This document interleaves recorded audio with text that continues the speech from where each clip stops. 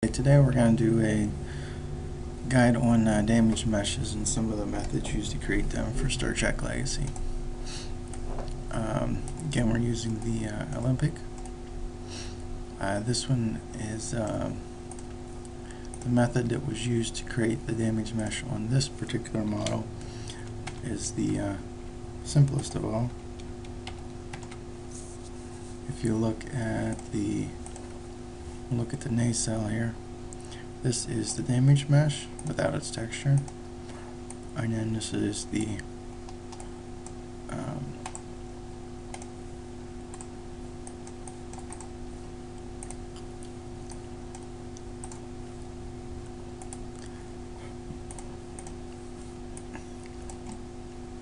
actual surface mesh.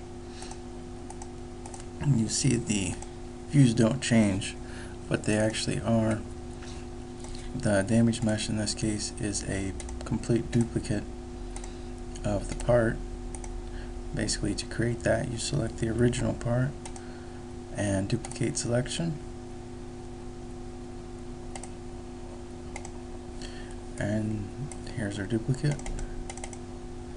We will then take and turn it inside out by using the reverse vertex order. Now the part turned inside out, and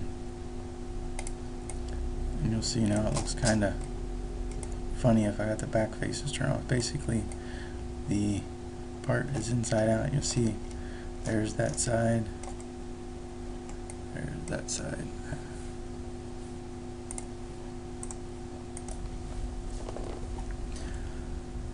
So basically you can see this is pretty much inside out, and by making damage mesh that way, that's pretty much the quickest and easiest to just rename it to the file type you need. Another method is to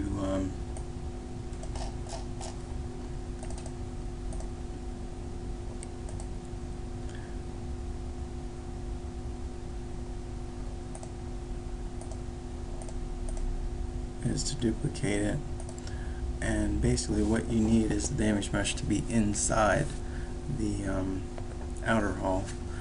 Otherwise it could show through the basically show through the hull.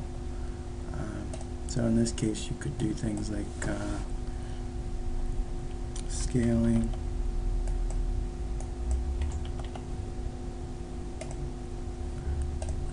now if we show the port engine again,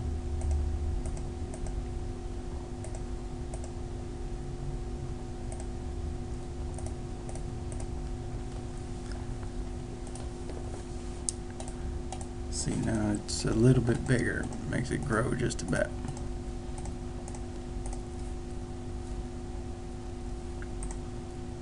Switch these to colored groups. You can see where it's real close to the surface, or out, sticking out.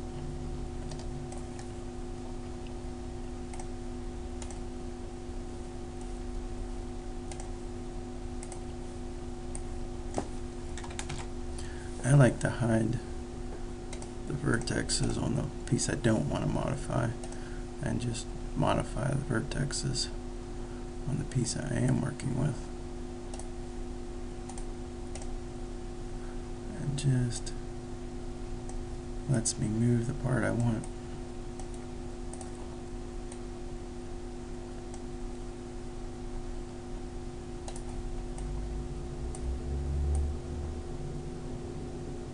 And I locked it, so I'm only moving in the x-axis. So that's making us a fair approximation. See, we got some issues here on the inside.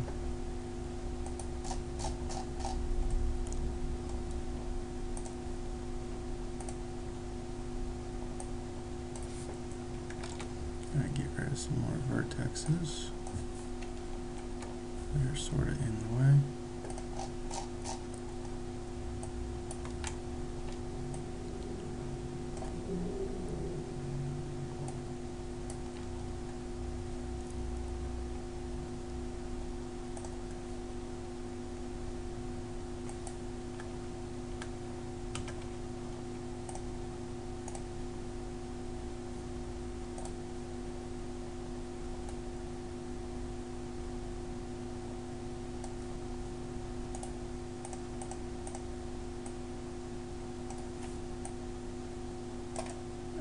just basically manipulate them until you don't have anything sticking out. So that gives us our new damage mesh that is not inside out.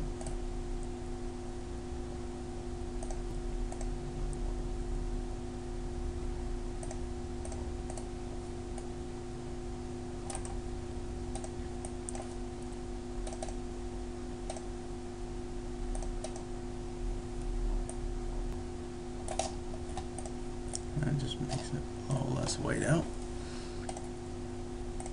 So we can now see that the blue, which is the outer hull, does not appear to have anything sticking out of it. So it's complete, and in which case we can take and delete the existing damage mesh and rename this one.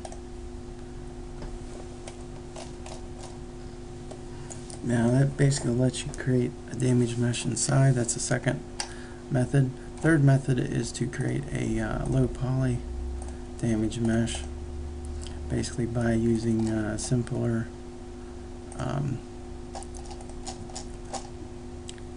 simpler shapes. You will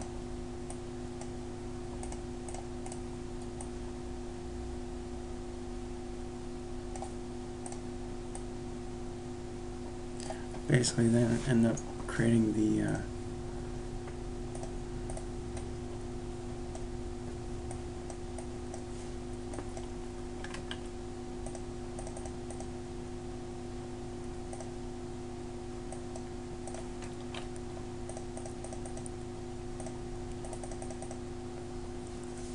not necessarily quite that low poly, but it should give you the idea, the concept. You would then create this lower poly model, putting it inside there. Basically saves you a lot of polygons, whereas in the case of the nacelle it's over 3,000 to duplicate, or you could just do a few hundred to create a relative facsimile. The damage mesh should fill the inside out decently, but it doesn't need to be perfectly in there filled, because it will only show when the outer hull gets a hole punched in it. Then you'll see the damage mesh below that surface. It's basically to be the interior of the ship. So the interior of the ship may not be half an inch inside the exterior of the ship. So as far as practical reasons, you can have it in there just a bit as well. So that basically leaves us with the three methods: one, duplication and reverse vertex order; one, duplication and scaling and relocation some vertexes as needed, both double the poly of the ship when the damage mesh is active. The other method is to create the low poly damage mesh, which can help with game performance a bit, especially on higher poly models.